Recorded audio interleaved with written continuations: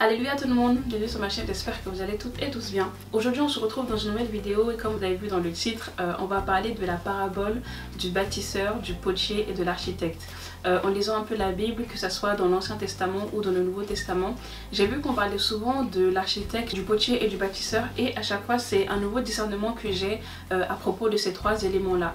Donc dans cette vidéo, on va essayer de voir ensemble qui sont le potier, le bâtisseur et l'architecte et on essaiera ensemble de comprendre l'importance de ces trois éléments-là. Donc comme d'habitude, si le thème de la vidéo vous intéresse, je vous invite à regarder la suite. Donc pour le moment, qui est le bâtisseur, qui est le potier et qui est l'architecte? Si on va dans le livre de Genèse, si on va dans Ésaïe 64 verset 8 et si on va par exemple dans Job 38, on apprend que Dieu lui-même se définit comme le bâtisseur, comme l'architecte et comme le potier.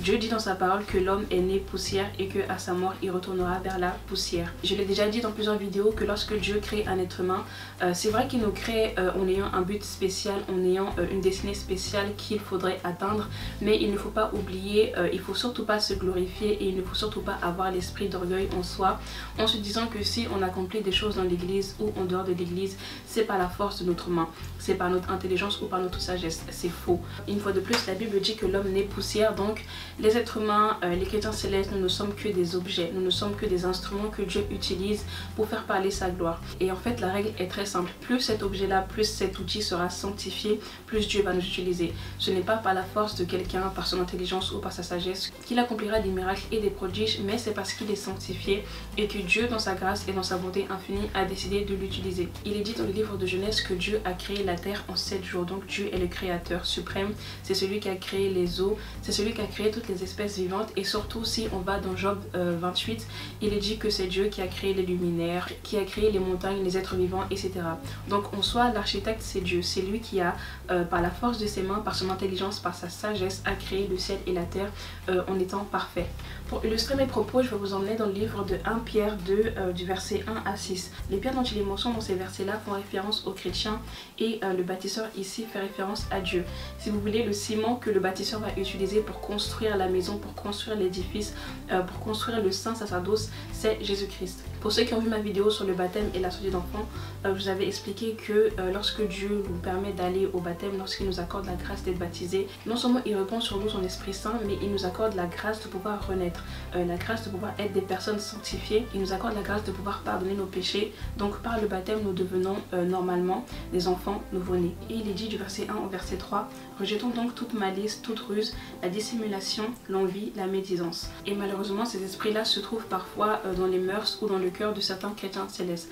Comme je l'ai dit au début, nous sommes que des objets, nous sommes que des instruments que Dieu utilise pour faire parler sa gloire. Plus les pierres dont il est mention ici seront sanctifiées, donc plus nos cœurs seront sanctifiés, plus l'édifice tiendra. Donc ce qu'il faut comprendre et retenir de ces trois premiers versets, c'est que lorsque Dieu nous appelle pour son saint sacerdoce, lorsqu'il nous appelle dans son église pour faire son œuvre, déjà on a été choisi par Dieu, donc Dieu voit en nous un potentiel, mais maintenant c'est à nous de sanctifier notre cœur, notre âme, notre esprit et nos corps aussi pour être des pierres édifiantes, pour être des véritables pierres vivantes que Dieu va utiliser dans son église, que Dieu va utiliser même parfois dans le monde.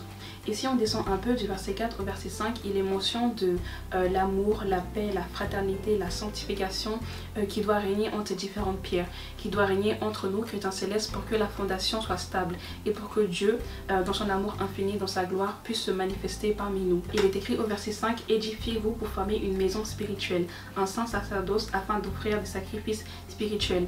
Les sacrifices ici, c'est l'œuvre. C'est toutes les œuvres que les chrétiens célestes vont accomplir dans l'église ou que d'autres congrégations vont accomplir dans leur église. En tout cas, il faut que le cœur soit sanctifié, il faut que entre nous il y ait la paix, il y ait l'amour, il y ait l'entente, vraiment la fraternité, afin que Dieu puisse se manifester dans une maison qui est sainte, une maison qui est sanctifiée d'intérieur et de l'extérieur, ou plutôt pour que la maison soit sanctifiée d'un point de vue charnel et d'un point de vue spirituel. Un autre exemple aussi que je pourrais vous donner se trouve dans le livre de Luc du verset 28 à 35. Et donc le verset 33 fait référence à ce que je disais concernant la sanctification. Il est demandé à tous les chrétiens célestes, soit lorsqu'ils se baptisent, soit lorsqu'ils rencontrent le Christ, soit lorsqu'ils commencent et entament leur ministère, qu'ils renoncent à tout ce qu'ils possédaient, qu'ils renoncent à tous ces esprits impurs qui étaient en eux avant de se consacrer au Seigneur.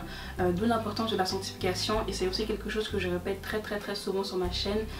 Pour faire le ministère de Dieu, pour être un chrétien céleste qui vit dans la grâce, dans la bénédiction de Dieu, il faut d'abord passer par l'étape de la sanctification. La deuxième partie de la vidéo va plus être axée sur la parabole du bâtisseur. on a vu premièrement que l'architecte, le bâtisseur et le potier c'était Dieu, mais on verra aussi que par moment l'être humain, le chrétien céleste, l'homme peut aussi être un bâtisseur, un architecte et un potier. Je vais d'abord vous emmener dans le livre de Matthieu du verset 24 à 29 et il est écrit: c'est pourquoi quiconque entend ces paroles que je dis et les met en pratique sera semblable à un homme prudent qui a bâti sa maison sur le roc.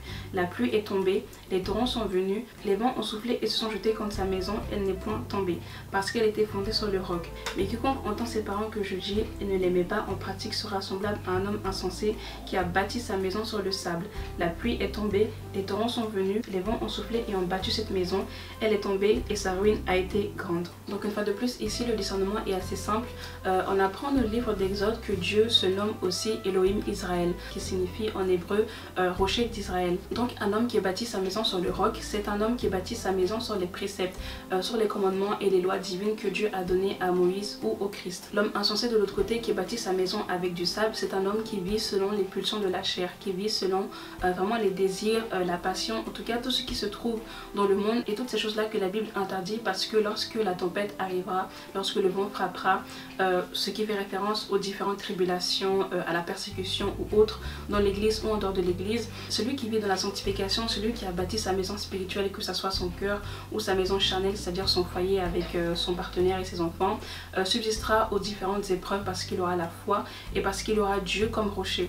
Celui qui aura vécu selon les pulsions de son cœur, celui qui aura vécu selon la chair, en tout cas celui qui aura manqué de sanctification, ne résistera pas aux épreuves. Donc je le répète, ce qui va faire que notre maison va tenir face aux épreuves, c'est notre foi. C'est vraiment notre fondement en Dieu, notre croyance en Dieu et tout simplement notre obéissance et notre soumission vis-à-vis des lois, des préceptes que Dieu a donnés. Parce que ces lois ou ces préceptes sont des choses qui viennent de Dieu et du Christ, ce sont des choses qui subsisteront toujours, tandis que les désirs de la chair, l'immoralité sexuelle, l'alcool, la drogue, en tout cas ces choses-là qui sont présentes malheureusement dans le cœur ou dans la vie de certains chrétiens célestes, sont des choses vaines qui ne subsisteront pas à toujours. Et pour terminer, on a parlé des différents bâtisseurs, des différents architectes et potiers, et maintenant on va parler de l'importance du fondement et surtout l'importance du fondement dans la construction.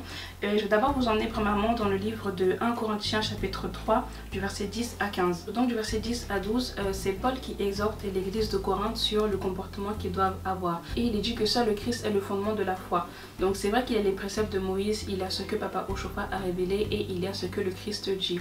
En tout temps et en tout lieu, essayez d'abord de vous conformer à ce que le Christ a demandé, parce que le Christ est le réel fondement de la foi. C'est sur les préceptes du Christ, c'est sur ce que le Christ vous a laissé, sur ce que le Christ vous a demandé de faire qu'on doit bâtir sa foi. On ne peut pas bâtir sa foi ou on ne peut pas avoir comme fondement les préceptes qu'un homme a donnés, les préceptes qu'un pasteur ou qu'un chargé ou qu'un devancier ou une maman a donné. On doit avoir comme seul et unique fondement ce que le Christ a laissé. Justement, le verset 12 au verset 15 fait référence aux mauvais fondements, les faux fondements que les hommes ont créés, les lois que les hommes ont apportées dans l'église. Et la parabole utilisée ici pour quelqu'un qui a des faux fondements, ou plutôt pour quelqu'un qui a de mauvais fondements, c'est quelqu'un qui a comme fondement l'or, l'argent, les pierres précieuses, le bois et le foin. Ces fondements-là, bien évidemment, font référence aux œuvres de la chair, que ce soit l'orgueil, l'impudicité, le manque de sanctification, la méchanceté, la médisance, en tout cas toutes ces choses mauvaises qu'il y a dans l'église et en dehors de l'église. Et bien évidemment, quelqu'un qui bâtit avec comme fondement l'or, l'argent, les pierres précieuses, c'est quelqu'un qui bâtit en ne prenant pas exemple sur le Christ. Donc c'est pour ça que je vous dis souvent ici de toujours avoir comme exemple le Christ. Toujours regarder et lire la Bible pour voir ce que le Christ aurait fait ou pour voir ce que le Christ a laissé. Et tout comme dans le livre de Matthieu, il est mention du vent, de la tempête et de la pluie. Ici on parle du feu.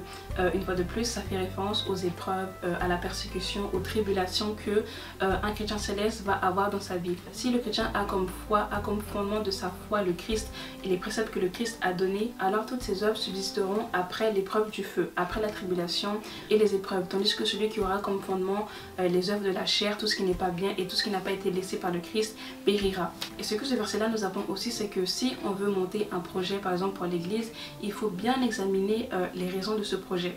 Est-ce que c'est un projet qui va permettre que beaucoup de personnes vont voir la gloire de Dieu éclater? Est-ce que à travers ce projet-là, beaucoup de personnes vont retourner à Dieu ou vont revenir à Dieu? Ou même à travers ce projet-là, est-ce que les gens vont trouver la face de Dieu? Si c'est oui, alors ce projet-là subsistera. Peu importe les épreuves ou les tribulations qu'il y aura au-devant de vous, si vous créez quelque chose ou si vous voulez commencer quelque chose pour la gloire de Dieu, alors vous aurez la victoire. Mais de l'autre côté, si c'est pour votre propre gloire, si c'est pour votre propre propre orgueil, si c'est pour mettre votre propre personne ou votre argent ou autre en avant, alors ce projet-là ne résistera pas aux épreuves du feu. Donc en résumé, il existe un seul fondement pour la construction d'un édifice et ce fondement-là, c'est le Christ.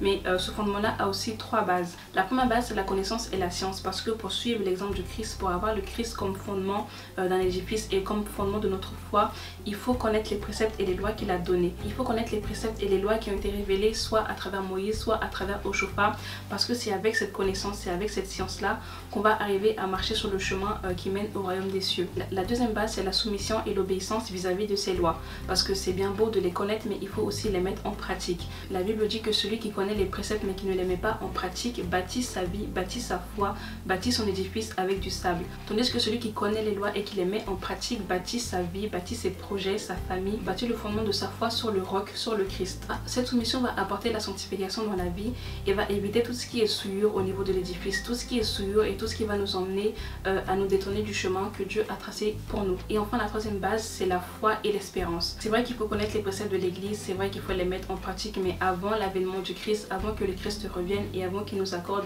ce que notre cœur désire, il faut avoir la foi, il faut être patient et il faut surtout avoir l'espérance. Ou bien si on veut continuer à imager, certes il faut avoir les pierres sanctifiées, certes il faut avoir le ciment sanctifié, certes il faut connaître vraiment les fondements de ce projet, de cet édifice, mais pour que l'édifice prenne forme, que à travers cet édifice on puisse voir la gloire de l'Éternel, il va falloir beaucoup de temps. Donc en attendant que cet édifice soit construit, il faut demeurer dans l'espérance et il faut surtout avoir une foi qui est ferme. Donc pour faire un petit résumé assez bref de cette vidéo, le bâtisseur, le potier et l'architecte, c'est soit Dieu, soit l'être humain. Il est dit dans la Bible que Dieu est le créateur suprême, c'est celui qui a créé le ciel, la terre, et c'est également lui qui a créé les êtres humains dans le but de l'adorer sur la terre. Le fondement et le ciment d'un édifice, c'est le Christ, c'est les préceptes, c'est les lois, les ordonnances divines que Dieu a données à travers son Fils, que ce soit Moïse, que ce soit Oshofa ou que ce soit le Christ. L'édifice en question, c'est l'œuvre de Dieu, c'est les différentes missions que Dieu donne à tout un chacun d'entre nous qu'il faut respecter et qu'il faut essayer de mener à bien afin que la mission de l'Église, qui est de sanctifier le monde, soit réussie. Une fois de plus, que ce soit le feu, que ce soit la tempête, que ce soit les torrents, je crois, que ce soit le vent, ces choses-là font référence aux différentes tribulations, aux différents événements perturbateurs qui pourra arriver dans votre vie. Si vous avez bâti votre foi, votre maison, votre foyer sur le Christ, alors vous avez bâti sur le roc, sur le rocher. De l'autre côté, si vous avez bâti en ayant un cœur qui est souillé, en ayant des œuvres qui sont souillées, en vivant selon la chair, selon la convoitise, alors vous avez bâti avec du sable. Le résumé, c'est qu'il faut essayer de vivre selon la sanctification. Une fois de plus, c'est très important. Vivre selon la sanctification du cœur, de l'âme, de l'esprit, des pensées, etc. J'ai déjà une série de vidéos sur la sanctification, j'ai aussi une série de vidéos sur avoir la foi ferme, pourquoi c'est important d'avoir une foi et une confiance en Dieu qui est inébranlable. Donc je vous invite à aller la regarder. En tout cas, si cette vidéo vous a plu, n'hésitez surtout pas à aimer, à commenter et surtout à la partager. J'espère que vous avez compris du coup l'importance du bâtisseur, de l'architecte et du potier, et j'espère que Dieu fera de nous des pierres vivantes, des pierres sanctifiées, des pierres qui seront dignes de vraiment construire son édifice, de sorte à ce que ces pierres là soient agréables aux yeux de Dieu et qu'elles soient bénéfiques pour l'avancement de l'œuvre. Comme d'habitude, je vous fais de gros bisous et on se dit à la semaine prochaine.